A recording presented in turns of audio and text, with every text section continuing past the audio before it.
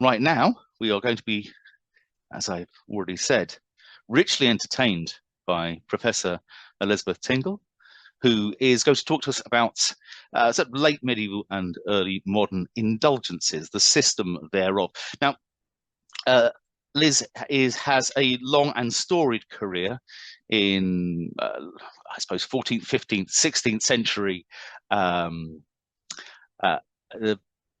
religious history generally, but very specifically about things like pilgrimages. That was one of your specialities, was it, Liz? And then indulgences too is another of her specialities. And she's Professor Emerita at the De Montfort University in Leicester. And I've already seen, of course, this some bits of this PowerPoint presentation. It looks terrifically interesting and fascinating. This is a subject that I don't know very much about, so I am going to leave it to the acknowledged expert to entertain us with some tales of indulgences and the system thereof. Are you okay to kick off, Elizabeth? I am. Thank you, Stu. Thank you for the introduction. Thank you for the welcome. And thank you for the invitation. I'll share my PowerPoint. This worked earlier, so hopefully it will work now. Thank you. I'll probably turn my camera off while I speak and then turn it back on again, and all questions are welcome at the end. So thank you. I'm going to speak today about what is effectively an aspect of spiritual jurisdiction. Now, before you all leave at this point, I just wanted to explain what you've got in front of you. The evidence for indulgences largely comes from pieces of paper that look like this: scraps of paper in registers, bits of torn off posters, stapled together. This one's an early 16th century indulgence in the archives of Toulouse. And from this, I've put together, and historians put together, what we hope is to be an interesting narrative. So I'm going to start off today by then speaking about Passports to Heaven, a peculiar history of indulgences. In July 2013, the Guardian newspaper reported that Pope Francis, now the late Pope, had granted an indulgence to the faithful who followed his Twitter account during the World Youth Day event held in Rio de Janeiro of that month. Catholics and Protestants across the globe entered into heated debates about the meaning and significance of indulgences and the appropriateness of their use. And for a short time, the disputes of 500 years became today's news. And I, for one, followed the Pope on Twitter just in case I got my indulgence. So, and a lot of people indeed did. He had a very good Twitter account, actually. Now, indulgences have had a bad reputation ever since the German monk Martin Luther posted a complaint about them on a chapel door in Wittenberg in Germany in October 1517. And here you see a Victorian reconstruction of that event. It probably was nothing like this, but this looks nice and dramatic with people watching and Luther with his hammer nailing his 95 Theses to the church chapel door. Now, ever since Luther's public break with Catholic Christianity, indulgences have symbolised the decadence of the later medieval church.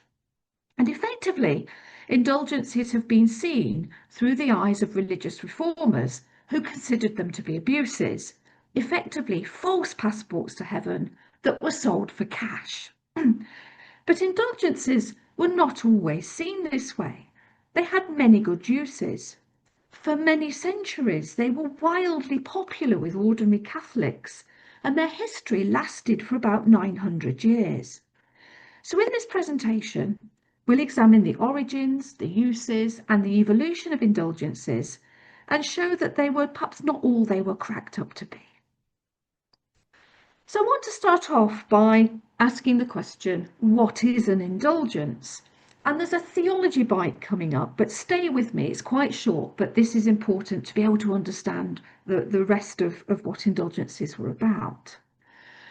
Now, the modern word indulgence, as we know, is about luxury. It's about indulging ourselves in a treat of some wonderful sort.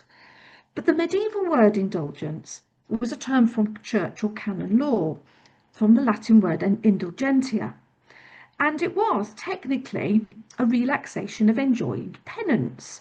That means it was a grant by the Pope or a bishop of a pardon for the punishment due after confession and the forgiveness of sins, or penance as it's usually known. So an indulgence was a pardon from, it was remission of penance after confession and absolution. And it worked like this. When a person sins, it has two results. First, disgrace or guilt in the eyes of God, for which a person could be deprived of his love and deprived even of entry into heaven. And secondly, when those sins are forgiven, a person still owes a penance or a punishment for the offence against God. Now, God, in his infinite mercy, and because of the sacrifice of his Son Jesus Christ upon the cross, forgives all those who repent of their sins. But Catholic Christians believed that a person who had offended must make amends, and he must or she must make amends through penitence and physical penalties. And this process is called satisfaction. Once that is achieved, Christians earn justification or grace, which allows entry into heaven. So in short, sin could lead to penance or punishment, the result of which was forgiveness and grace, the result of which was entry into heaven. So that was the system that we were working with. Now, in the Middle Ages, it was believed that this process was not necessarily completed while a person was alive. And if it wasn't completed while a person was alive, the debt of penance remained after death. And salvation and entry into heaven could only be gained after this debt was paid in the afterlife. So it had to be worked off, and I'll come to the way in which that worked in a minute. But an indulgence reduced or eliminated that debt of punishment. So in return for doing specified acts of piety or charity, a person would obtain an indulgence which basically got them off some of this time in purgatory. It was a bit like time off prison for good behaviour. It was exactly like time off prison for good behaviour. Or perhaps more like a savings bank, where you store up grace savings, you pay into it through good behaviour, through good works, and then you get more out at the end. Now, this might sound complicated, but actually, if we look at it in context, which we'll do next, it makes sense in itself, and it's actually relatively straightforward. So we've got an indulgent ice cream here, and we've got an indulgence document here issued by the papacy, and they could be physical things, although we'll talk a little about what they might have been like. And this one was a physical thing that could be displayed so people could see it. Very, very attractive. Now, where and when did indulgences originate, this rather complicated system of credit and debt to do with the afterlife? Well, to understand why indulgences emerge in the Middle Ages, we need to know about the geography of the afterlife, that is, where the soul travelled after death. In the theology of the late medieval Catholic Church, death was not the end of things, but it was a gateway through which the immortal soul passed towards its eternal destination, which would be hell or heaven. Now, hell, which was a very nasty place, was for those who died in a state of mortal sin, or for those who were not baptized. And here, the damned spent an eternity of torment in a fire, horrible tortures by devils created to burn body and soul. But most medieval Christians hoped their lives were not so bad as to merit hell. They hoped to pass eternity in heaven next to God. But it was rare for a soul to be able to enter heaven immediately, unless a person was a saint or a martyr, because most individuals lived a lifetime of sin and they owed penance even when they died. So there emerged across the Middle Ages, which is an incredibly rational period, whatever you read about it, there's a system to everything in the Middle Ages. There emerged in the afterlife a belief in a third place in the afterlife called purgatory, which you will have heard of. And here is where most people ended up after their death, so that they could complete the penances they'd built up during their sinful lives. And here they were purged by a range of horrible torments. But once their debts had been paid, satisfaction was achieved and the soul would be released to heaven. And if you read Dante's Inferno, more his Purgatorio, there is a process which he follows which describes this in detail. So purgatory is a result of this great fear of people that they might go to hell, but actually they weren't really that bad. So if they did a bit of time in somewhere unpleasant and went to heaven, that seemed like a good deal. And indulgences evolve as a way of commuting or shortening that period in purgatory. And the first official indulgence we know about was issued in the year 1095, when Pope Urban II preached the First Crusade. That is, he called for an army to be created to go and liberate the Holy Land from Islam. And as part of this, Urban granted a plenary indulgence, that is, forgiveness of all sins and a ticket straight to heaven to all those who participated in the crusade. Later, the pardon was extended to those who gave money for the cause, and then quite quickly, indulgences spread to other fundraising activities. And if you wanted to raise funds for a good cause or a church or something like that, you could ask for an indulgence to be granted to you, so you could then offer it to the general public. Now, how could Urban and other popes do this? What gave them the right to be able to issue what were effectively passports to heaven, or tickets out of, or to shorten your time in purgatory? Where did they get this authority? Well, what underpinned indulgences was something called an idea of a treasury of merit. Now, much of medieval thinking about the afterlife and about salvation was like an accountant's. There was a great age of accountancy. And they believed that Christ and the saints, by their deaths, by their holy deaths, stored up a great treasury of merit, or a great range of credit in heaven, like heaven's a great bank and there's a great credit store in heaven, which can then be given out to people on earth.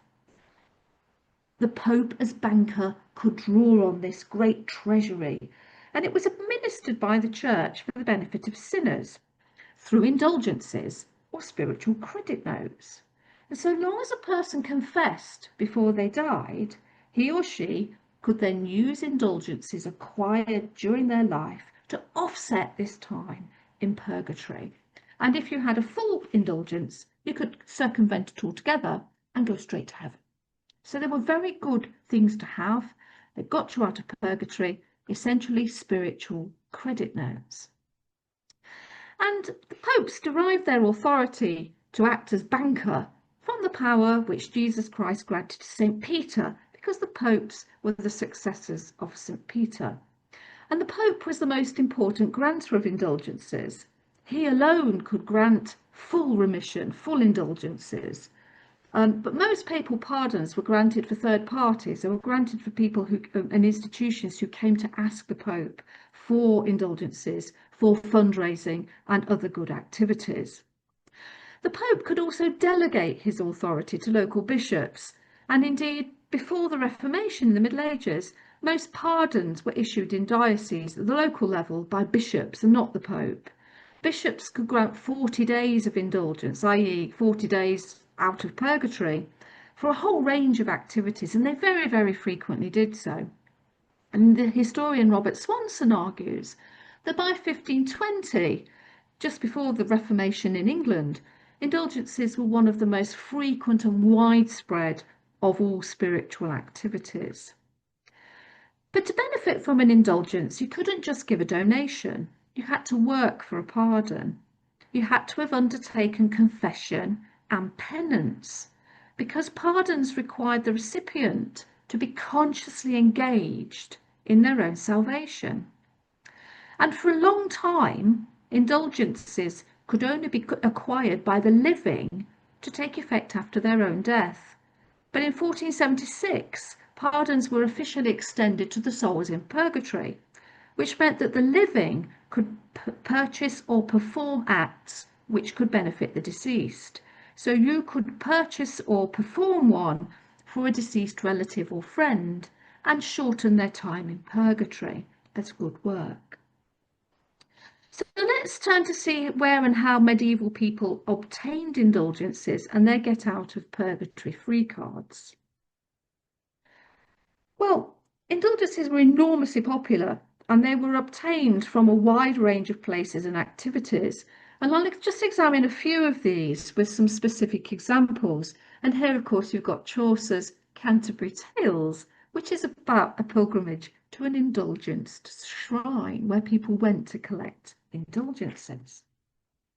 And indeed, the sort of well-known place, the most visible place, high-profile place that people could get indulgences or pardons were shrines, holy sites where the saints acted or were buried and where you could visit their relics. Religious journeys, local, regional and international, were very, very common in the Middle Ages. People travelled all the time.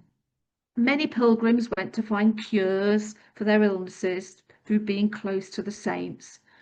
Others went in gratitude for miracles received. Some just went out for an adventure. But the historian Diana Webb argues that a change in motive occurred across the medieval centuries, from a principal concern to venerate relics to a desire to obtain indulgences. And the guardians or caretakers of shrines acquired pardons from the Pope and from local bishops as a mark of the site's prestige and to encourage pilgrimage traffic and its income. So they were very popular and most pilgrimage shrines had them. So for instance, Jerusalem was the most prestigious pilgrimage site in the Middle Ages. Of course, it was a place where only a minority of people could visit because it was a very long journey and costly and difficult at many times.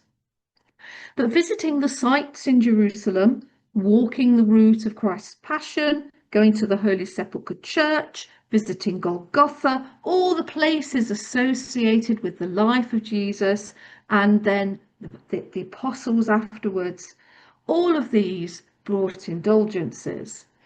And there were plenty of guides on the ground, particularly from the Franciscan order. There were lots of guidebooks written to help you find your indulgences, to take you along the right roads.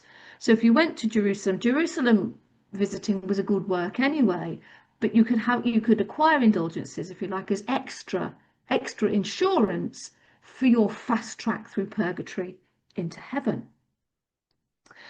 That said, the site that was hugely endowed with indulgences, partly it was a very prestigious site, but not as prestigious, of course, as Jerusalem, was Rome.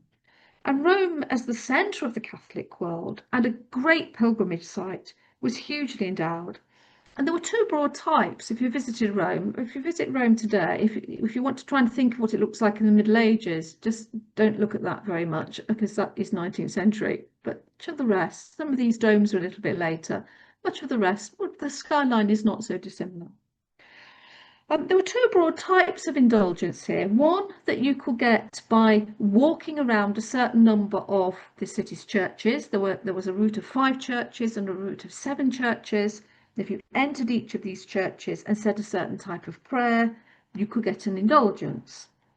The second was on special occasions. Holy Week was a very important week in the Christian calendar. And on Holy Week, on one of the days, Maundy, Thursday, a particular relic was shown. And if you were present at that showing of the relic, there was a full indulgence available for it. The most famous indulgences were what we call Jubilee indulgences. In the year 1300, the Pope said that anyone visiting Rome during that year would get a full plenary indulgence, that is, a full remission of all penance, and a fast track to heaven. And every 25 years thereafter, Rome held a jubilee whereby anyone who went would gain this incredibly valuable indulgence. It attracted huge numbers of pilgrims, especially at Easter. Certainly a bit later on, when we've got an idea of figures, around the year 1600, there were at least 1 million people visiting Rome during this year to acquire this indulgence. Compostela, another example of a shrine that was indulgenced, particularly for the feast day of St. James on the 26th of July, coming up if you want to go there, and indulgences for visiting at other times of the year as well. But shrines great and small acquired indulgences for their pilgrims. Canterbury, Walsingham, Evesham in England, and of course the Canterbury Tales, as I said earlier, is the story of a group of travellers to an indulgence shrine. And some shrines were actually franchised throughout Europe well before the Reformation to increase access for those who could not travel, and to augment a bit of revenue for the home institutions. And just to give you one example, the Portiuncula is a chapel just outside Assisi where Francis witnessed a miracle. Francis of Assisi, St. Francis, witnessed a miracle and then had the chapel rebuilt. And visiting the chapel brought a plenary indulgence to pilgrims. Well, this indulgence gets expanded over the Middle Ages to all the churches of the Franciscan order. So if you visited a church at a particular time or visited an altar, said a particular series of prayers, you could get the indulgence that you could have got by travelling to Italy. And there were Franciscan friar convents in many English towns, for instance, before 1450. Indulgence would have been available at many of them. But that makes indulgences sound exotic. You have to go and travel for them. That was actually not the case, because a second area of availability for indulgences was local churches, chapels, hospitals and monasteries. And churches in provincial towns such as cathedrals, convents and rural parish churches acquired indulgences to attract visitors, particularly on their saints or their feast days.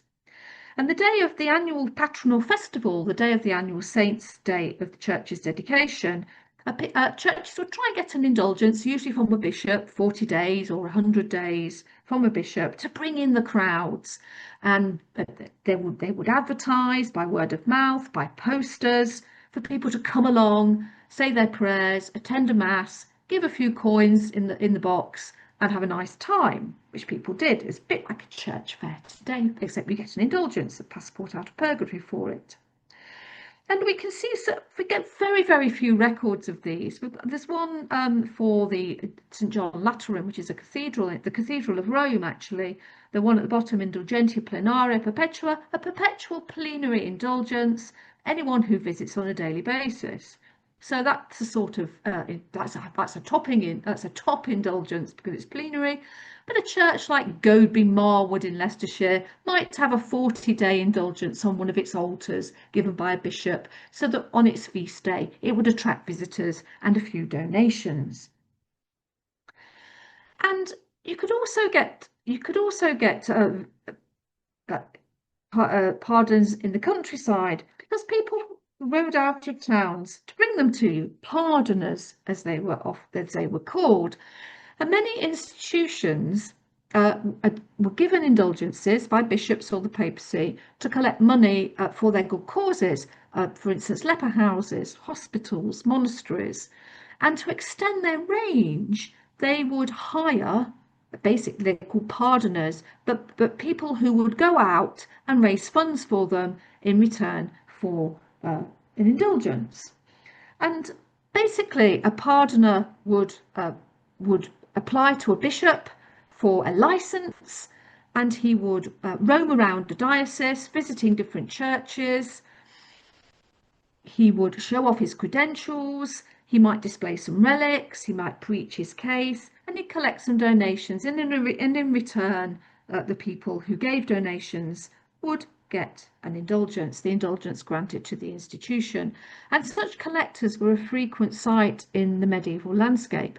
And really they were very similar to the sort of chuggers we see in modern towns today, or the old-fashioned flag sales or poppy sellers of modern times.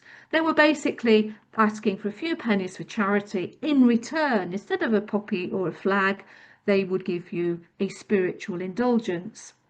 Many of these, they were not visible things, but they stored up your treasure in heaven in your heavenly bank account.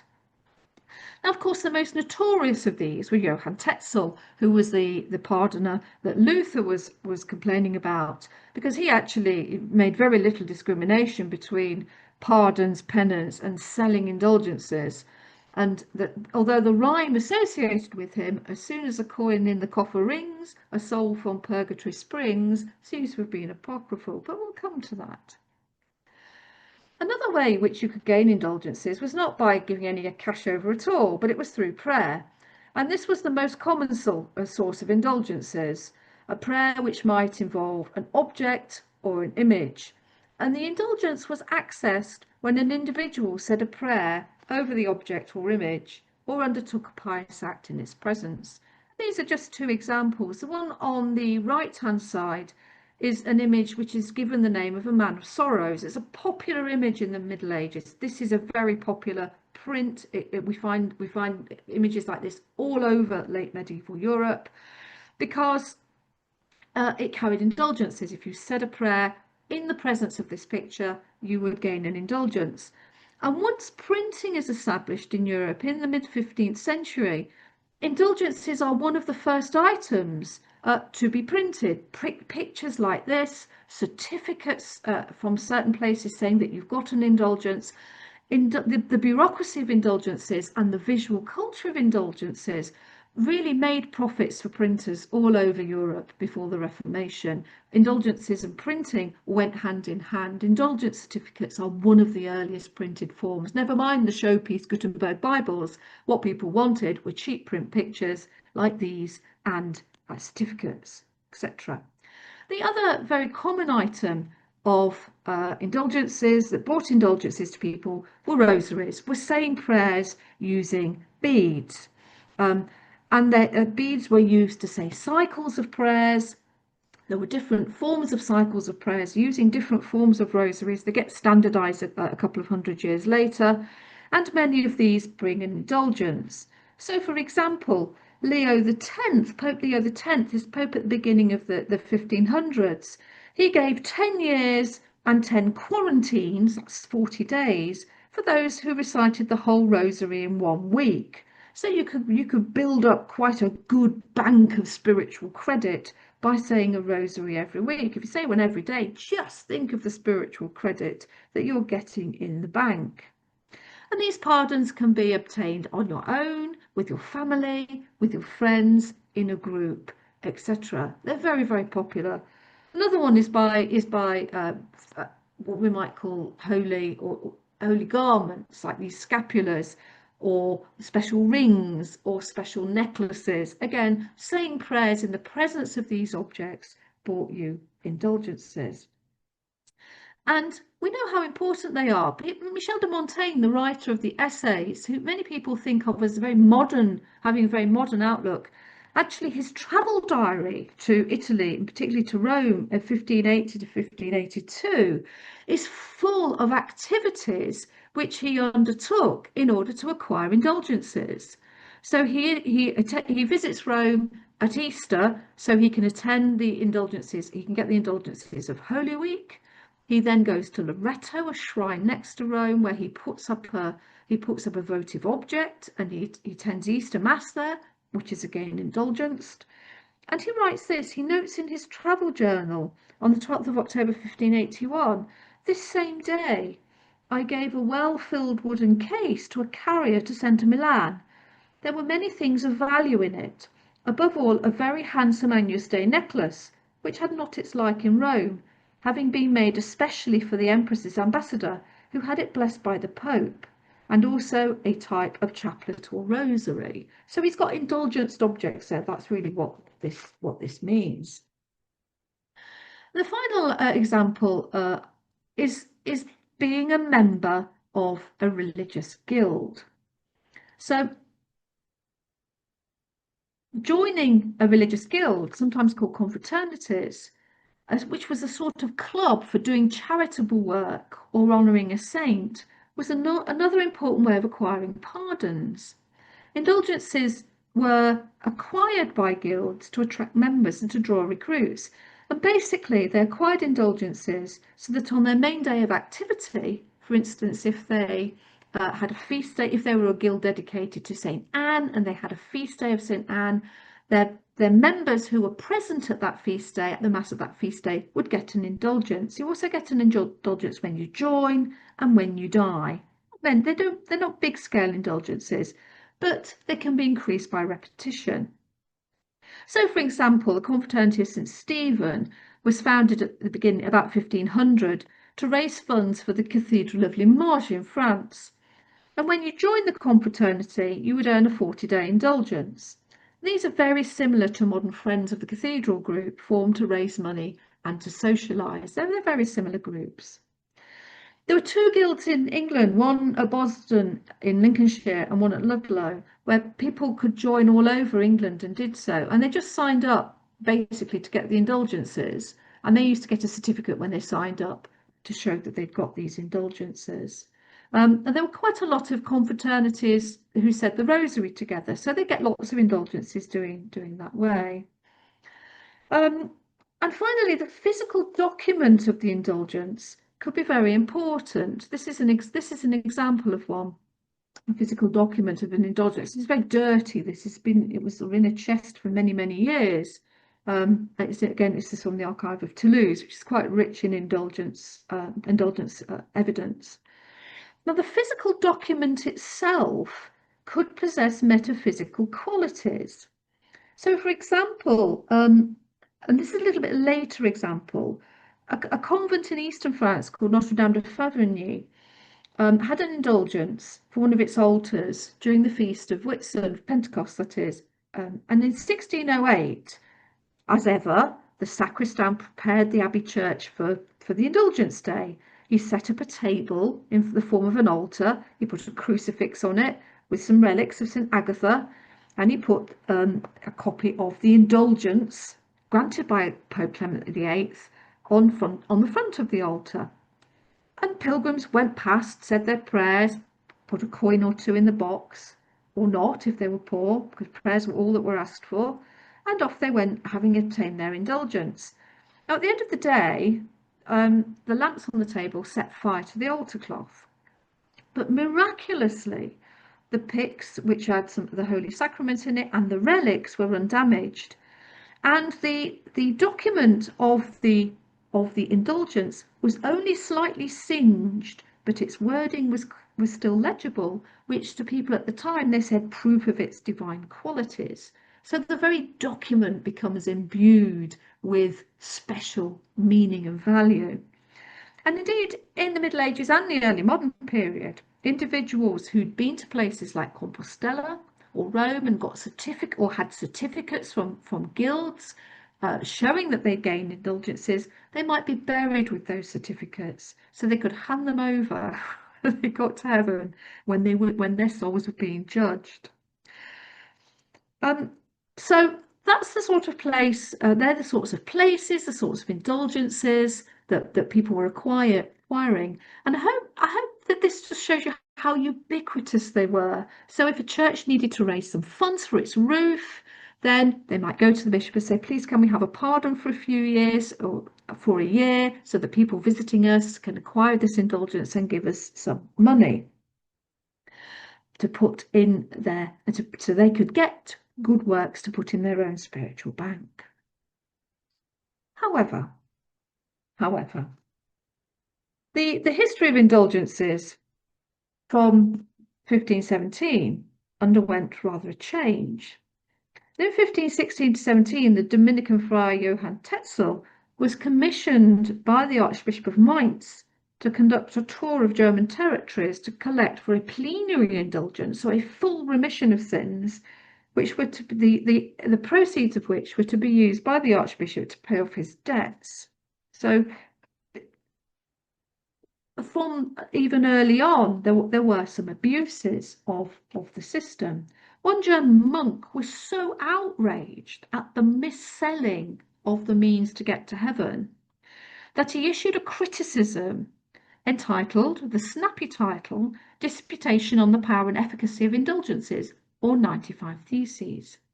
And that, of course, was Martin Luther, who was a very pious, studious, and troubled monk in many respects, if you read a life of Luther. Now, he did not intend to cause a whole lot of trouble in the Catholic Church. He just wanted this to stop. But the catalyst given to debates about the means by which humans can get into heaven tore Western Christendom apart. It was such an important debate. And indulgences rapidly passed into memory as the cause of the Reformation. And what we see is that for about half a century or so, their popularity diminished. And of course, in Protestant territories like England and Scotland and the Low Countries, they were abolished. They were no more. Yet, despite their notoriety, indulgences survived the Reformation to become an important practice again in the Catholic world, and indeed worldwide, because the Spanish and Portuguese empires took their use, along with Catholicism, into the Americas, Asia, and Africa. And when I was working on my book on indulgences, I went to work in the Vatican archives and I looked at the registers of the issues of indulgences. And what really struck me was how many applications for indulgences were coming from places like Cusco and Lima and Mexico, over in the Americas. And this is in the mid 16th century, the mid 1500s. Now, there was an important reforming council called the Council of Trent, which finished in the 1560s, and here indulgences were supported but reformed. Pardoners and the exchange of money for indulgences was forbidden, and bishops were told to control them more tightly. And in 1575, Rome was relaunched as the centre of glorious Catholicism by a Roman Jubilee that issued a full plenary indulgence to its visitors. And from that time, their popularity expanded enormously. And by 1700, they were available everywhere, just as they had been in the Middle Ages. Pilgrimage shrines and parish altars, confraternity membership, private prayer, donation to causes, special objects. And they were enormously popular. In 1600 and 1625, for the Roman Jubilee years, over 1 million pilgrims went to Rome to acquire the plenary indulgence. Now, they declined a little during the 18th century, during the Enlightenment, and the French Revolutionary Wars upset much of Catholic practice in Europe before and during Napoleon. But the greatest age of indulgences was, in many respects, the 19th century, which saw a blossoming of shrines such as Lourdes and Fatima and Knock, and many shrines in Asia and in the Americas, a huge growth of religious guilds and a huge consumption of indulgences. And this painting, this is in Quimper Museum in the West Brittany, and it shows you a pardon day, which is basically a saint's feast day in a local parish church in Brittany, which gave an indulgence to the people who visited. And this is a picture of the enormous number of people who came to visit. You can see the procession at the front, but then the ordinary pilgrims behind. If you go to Quimper, this is a massive picture, and the little candle lights that you can see on the screen, if you see it in the flesh, they glow. It's probably radioactive in truth, but it's an incredibly impressive picture. And there are a number of other pictures of pardons, as they're called in Britain and in France, from the 19th century, showing just how popular they are. And it's only with the decline of formal religious practice in the West after the Second World War that indulgences really declined and went out of practice. So to finish off really then, I'm going to ask the question, can we get pardons today? The answer is yes. Don't have to look very far. This year, 2025, is a Jubilee year in Rome. You can obtain a plenary indulgence during the 2025 Jubilee if you go to Rome. This is Catholic News Agency. It gives you advice on how to do that. Just as purgatory was never abolished, it just quietly reduced in importance. So indulgences can still be attained. Look on the internet, there are plenty out there. Just make sure they're properly indulgent, the proper ones, and are not fakes like anything else. And indeed, you're buying a ticket and donation to a charity for this evening's talk would, if you were doing this in the 19th century perhaps, or certainly the Middle Ages, would also bring you an indulgence. It would give you 40 days remission from purgatory. So that's really the history of indulgences. As I try to keep it as short as I can. And I think my son sent this to me about a year ago. The Catholic Church being asked what an indulgence is, circa 1500, colorized, a small price to pay for salvation. Thank you very much. I'll stop showing my screen now. That was absolutely fantastic. Thank you so much, Liz.